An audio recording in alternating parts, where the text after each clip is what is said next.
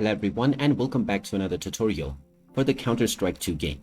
In this video, I'm going to show you how you can change your control settings within the game. So let's get started right away. First of all, open up the Counter-Strike 2 game on your device.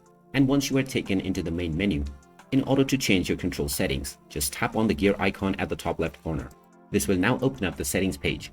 From here, just tap on keyboard/mouse at the top section.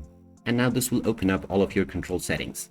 Now at the bottom section, you will find all of your movement keys, your weapon keys, as well as UI and communication keys. In order to make changes to any of the buttons, then you can simply click on the currently assigned button, and this will turn blank right away. You can then press the button that you wish to now assign as the new button for this control.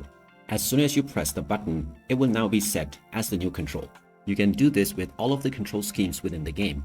And once you are done setting up all of your keys, you can simply go back and your changes will be saved automatically. After this, you can now start playing your game with your newly updated control settings right away. And there you have it. That is how easy it is to change your control settings on the Counter-Strike 2 game. If you find this video helpful, don't forget to hit that like button and subscribe to our channel for more useful tips and tutorials. Thanks for watching, and I'll see you again in the next one.